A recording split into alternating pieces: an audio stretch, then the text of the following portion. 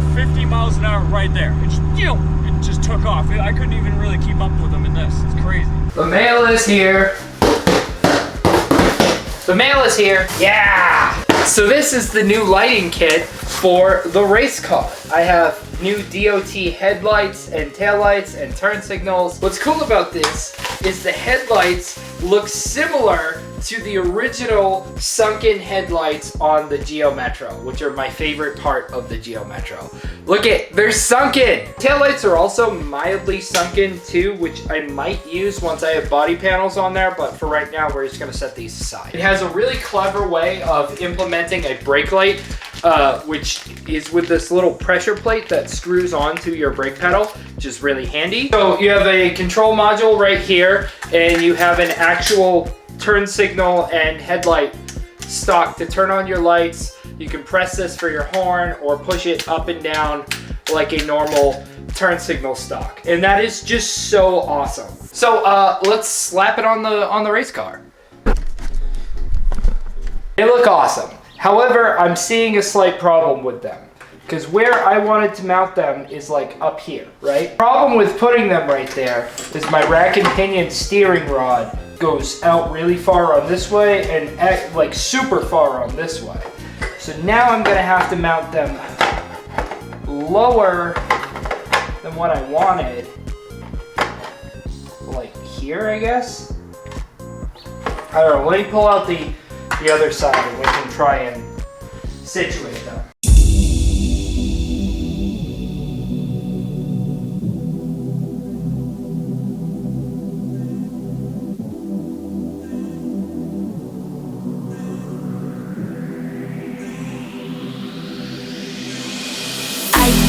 Se ve eso, te ves como travieso. Quiero probar tu peso. Ay, qué rico se ve eso, te ves como travieso. Quiero probar tu peso.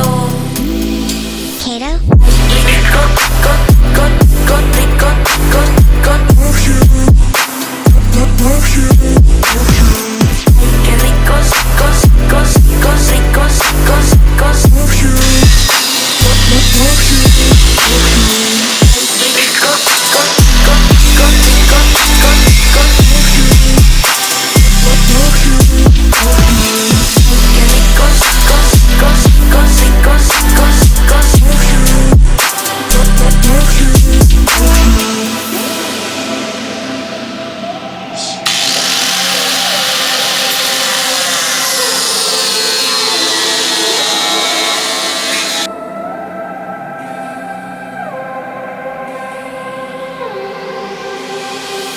qué ricos, se ve eso, te ves como travieso.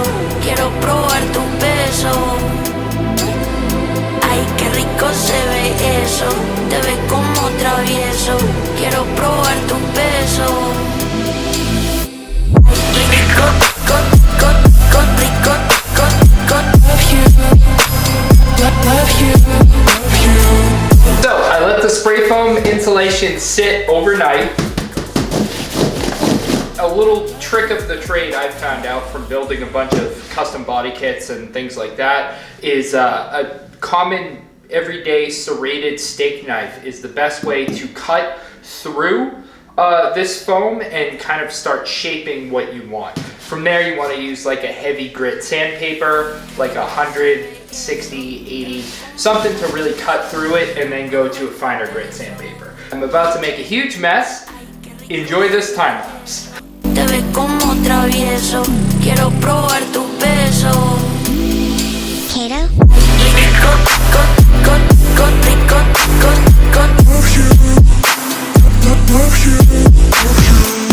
qué ricos,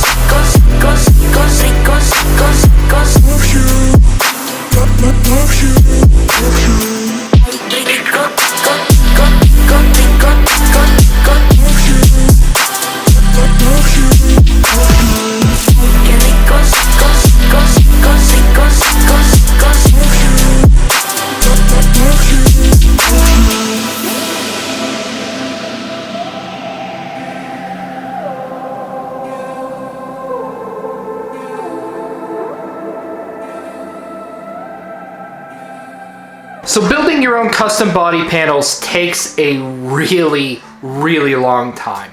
It's super meticulous work, and it takes a long time for spray foam insulation to dry, enough to be able to cut and shape it. There's just so much that goes into it. So in the meantime, as all that dries, let's address some of the other issues. The CBR engine has a really nasty oil leak from the stator cover.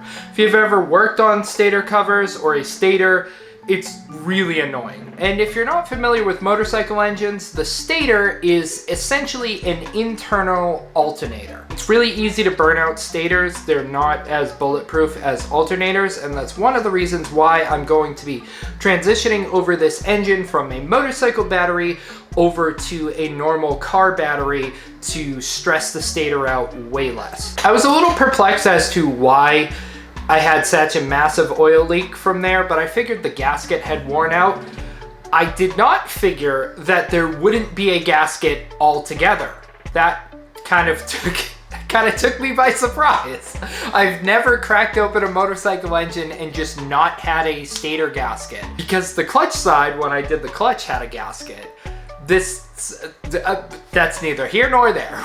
We're just rolling with it. I did the old RTV trick and left it without oil overnight so that the RTV had plenty of time to cure. If you do the RTV trick, it's really important that you, I would say, let it sit overnight before you add any fluid into the system.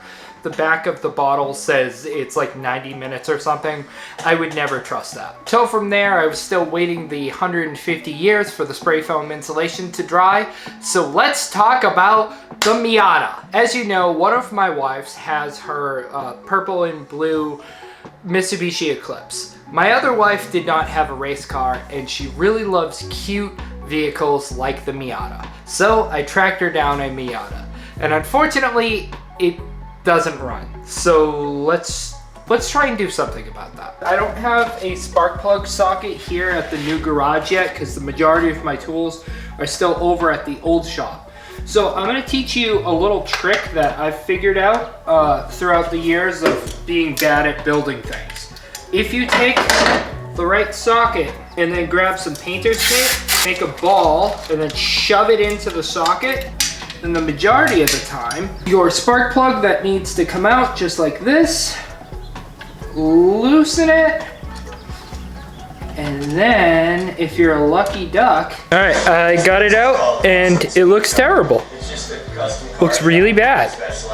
Probably why it doesn't run.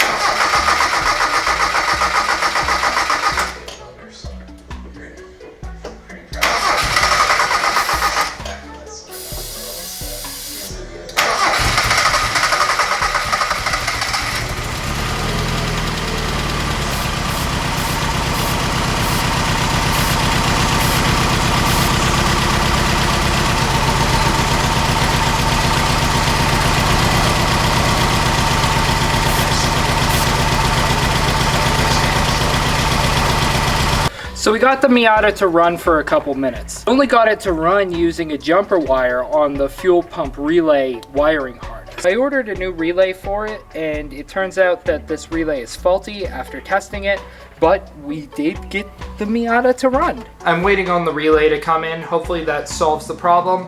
I also think I might want to take a look at the throttle body and maybe the MAF sensor too. And the gas that's in there, we probably should just siphon out. That'll be on the next episode. And speaking of the next episode, I think I'm going to wrap things up here for today because I just got in a massive order of parts. I bought a ton of stuff for the race car. All the fiberglass we're going to need, harnesses, new rims for the rear, wheel spacers, switch panels, like tons and tons of stuff. So the next episode is going to be a big episode. So get excited!